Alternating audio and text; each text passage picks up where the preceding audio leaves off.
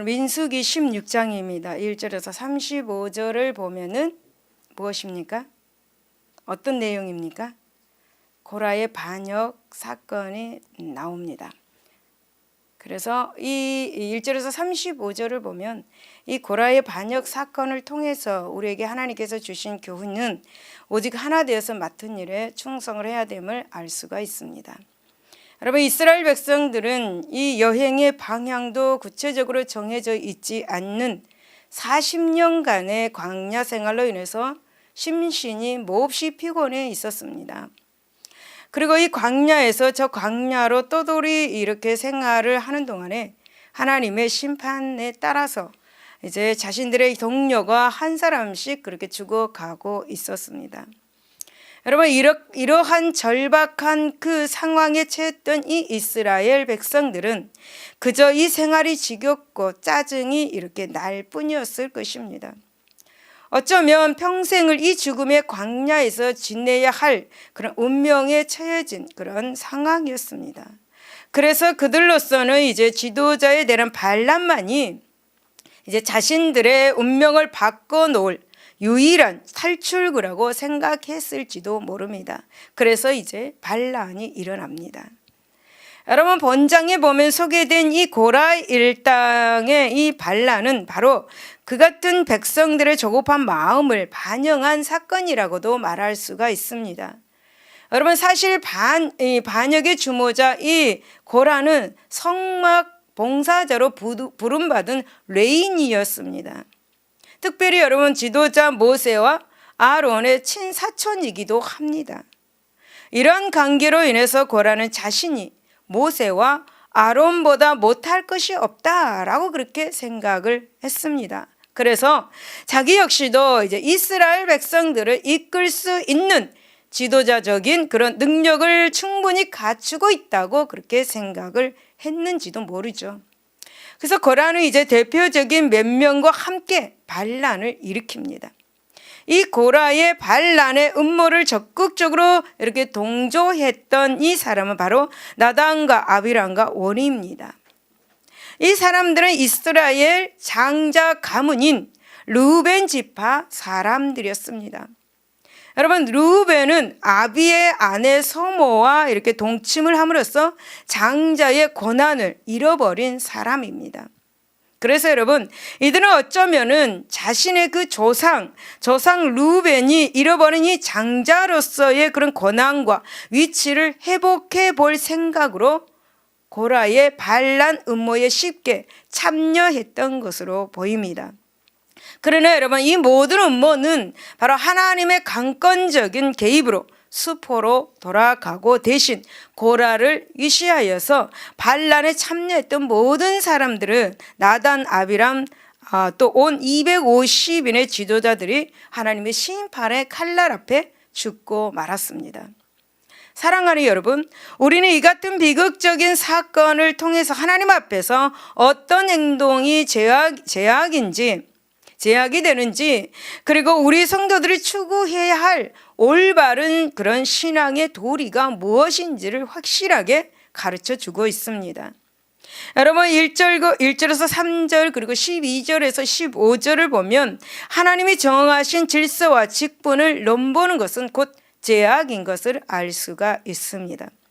레인의 증손 고핫의 손자 이스할의 아들 고라와 루벤 자손 엘리압의 아들 다단과 아비람과 벨렛의 아들 온이 당을 짓고 그들이 모여서 3절 그들이 모여서 모세 아론을 거슬러 그들에게 이르되 너희가 분수에 지나도다.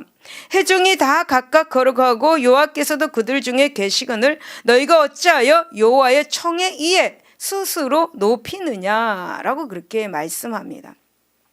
여러분, 이 반란을 시도한 이 고라 일당은 이제 모세와 아론이 가진 그 지도자로서의 이치가 하나님이 임명한 것이 아니라 순전히 니네들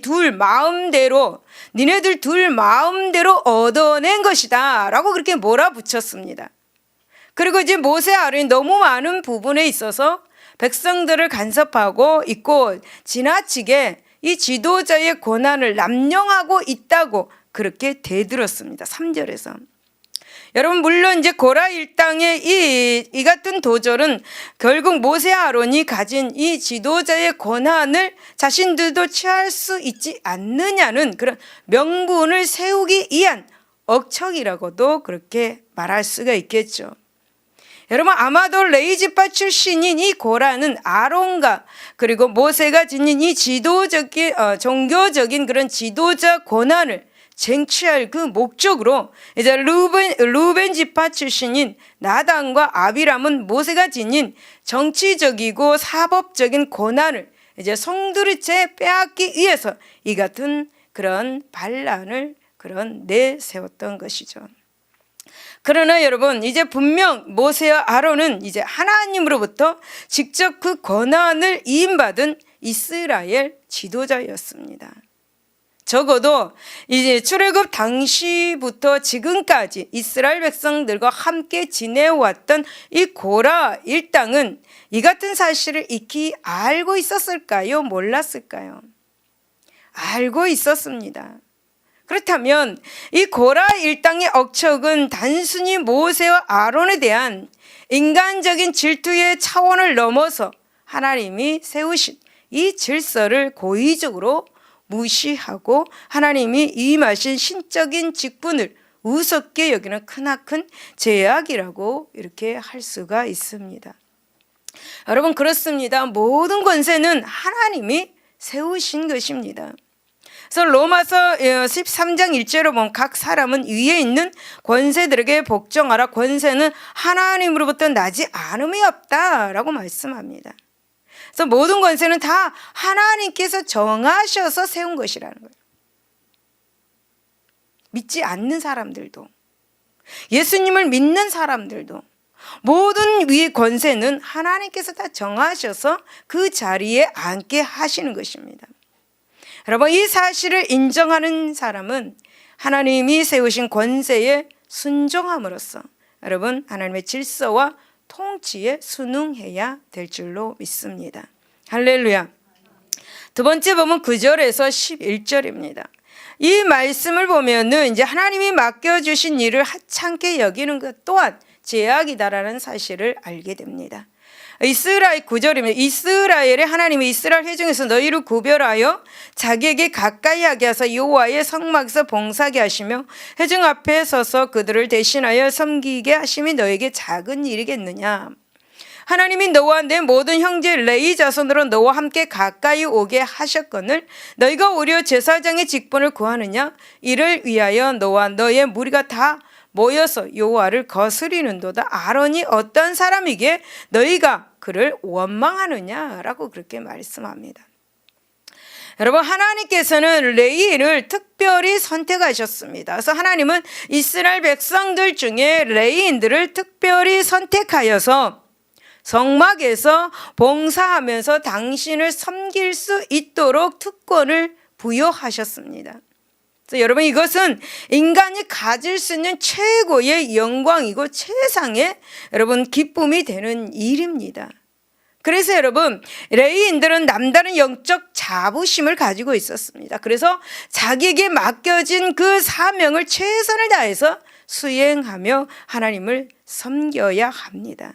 여러분, 물론 레위인들 가운데서도 특별히 아론의 후손들만은 제사장이라는 또 다른 역할을 수행해야만 합니다. 하지만 여러분, 그렇다고 해서 이제 제사장과 레위인이 신분이나 인격의 차이가 있는 것은 아닙니다. 여러분, 하나님을 섬기는 일에 있어서 인간 사이에서 흔히 볼 수 있는 계급이나 반상의 차이가 있을 수는 없다라는 것이죠. 여러분, 오직 하나님만이 유일한 섬김의 대상이다라는 것입니다. 오직 하나님만이 유일한 우리의 섬김의 대상이라는 것입니다. 다른 모든 사람들은 각자의 직임을 따라서 하나님을 섬겨야 할 뿐이다 라는 것을 가르쳐 주고 있는 것입니다. 따라서 여러분, 자신이 맡은 직임이 다른 사람에 비해서 구절에 보니까 작은 일이라 여기고 자신을 비하한다면 어떻게 되겠습니까? 또 하나님께서 주신 자신에게 주신 이 사명에 대해서 소홀히 한다면 어떻게 되겠습니까? 여러분, 그것은 일을 맡기신 하나님을 무시하는 처사이고 이 역시 죄악이다라는 것입니다. 사랑하는 여러분, 실로 하나님의 일을 맡은 자는 언제든지 하나님과 자신의 관계에서만 자신의 사명을 생각하면서 오직 충성을 다해서 하나님을 섬겨야 할 것입니다. 할렐루야. 여기 있는 모든 분들은 하나님의 사명자들입니다. 할렐루야. 여러분, 세 번째 2절과 9절을 보면 불의한 목적으로 당을 짓는 것 또한 죄악이다라는 사실을 알게 되죠.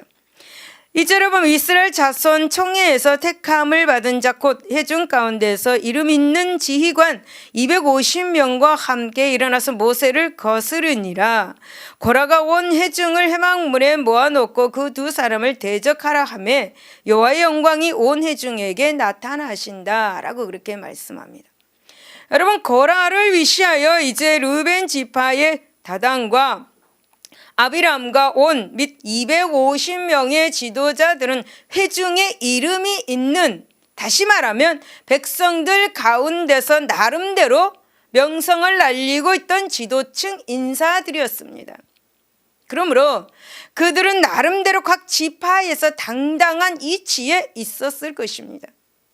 이들은 남들이 무시 못할 권세를 지니고 있었을 것입니다.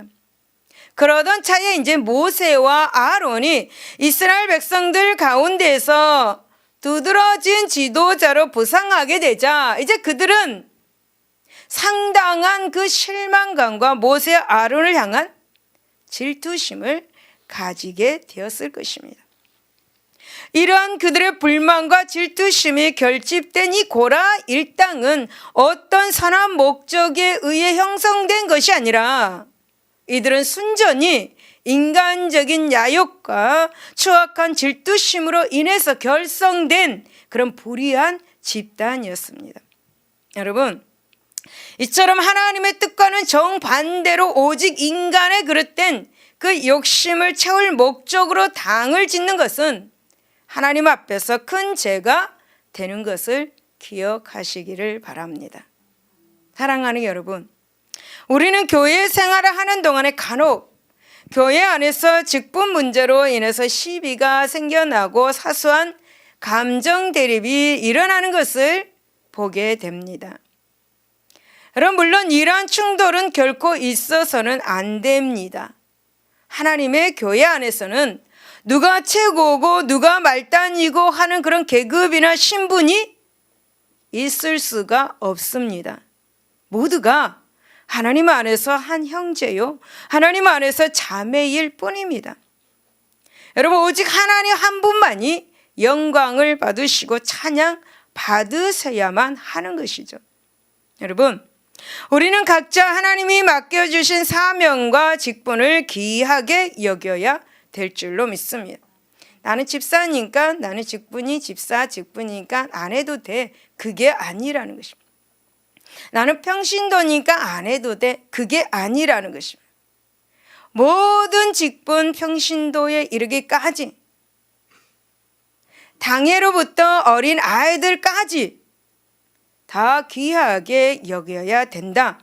하나님이 주신 사명, 그 직분들을 귀하게 여겨야 된다라는 것입니다. 여러분, 또한 형제들의 직분을, 이웃 간의 그 직분을, 이웃 이 성도의 그 직분을 귀하게 여기고 그들의 헌신을 아름답게 여겨야 할 것입니다. 교회 안에서 아름답게 봉사하는 사람들을 보면서 어떤 사람들은 손가락질을 하고 어떤 사람들은 칭찬을 합니다. 꼭 두 부류가 있는 것을 교회 안에서 볼 수가 있습니다. 우리 교회는 없습니다. 그게 뭐일까요? 자기는 하지 못하면서 저 사람은 너무 잘하니까. 자기는 안 하면서 저 사람은 너무 잘하니까. 꼭 있잖아요. 헌금에 대해서 이야기하면 헌금을 하지 않으면서 하는 사람을 욕을 해요. 손가락질을 해요. 그렇게 하면 안 되는데 그러한 일들이 무수하게 일어나는 것은 볼 수가 있습니다. 제가 교구장 할 때에 그런 일들을 너무 많이 봤습니다. 너무 힘써서 충성하는 일꾼들을 손가락질하는, 또 부정적인 말을 하는 사람이 너무 많았고, 자기는 헌금도 하지 않으면서 헌금하는 사람을 욕하고 또 여러 가지 손가락질하는 그런 모습들을 제가 너무 많이 봤습니다. 그래서 우리 교회는 그런 사람들이, 그런 하나님의 자녀들이 없는데 이웃 교회는 많이 있어요. 이제 앞으로 우리 교회도 많은 분들이 오면은 그런 일이 일어날 수도 있지만 절대로 그런 일이 일어나서는 안 될 것입니다. 서로 귀하게 여겨주고 아름답게 봉사하면 칭찬해주고 좋은 말을 해주고 긍정적인 말을 해주는 여러분들이 다 되시기를 바랍니다. 여러분, 에베소서 1장 22절에서 23절을 보면 또 만물을 그의 발 아래에서 복종하게 하시고 그를 만물 위에 교회의 머리를 삼으셨느니라. 교회는 그의 몸이니 만물 안에서 만물을 충만케 하시는 이의 충만함이니라. 우리 교회 안에 성령으로 충만해 있는 줄로 믿습니다. 성령의 운행하심이 넘쳐나고 있습니다. 할렐루야. 그러므로 여러분, 어떤 경우든 인간적이고 불의한 목적으로 당을 짓거나 파벌을 형성하여서 하나님의 몸된 교회를 찢어놓는 악행을 행하지 말아야 할 것입니다. 여러분, 우리는 오직 하나님을 한 아버지로 모시는 한 가족이고 한 운명, 공된 공동체라는 사실을, 그 의식을 가지고 신앙생활을 할 수 있기를 예수 이름으로 축원을 드립니다. 할렐루야. 기도하겠습니다.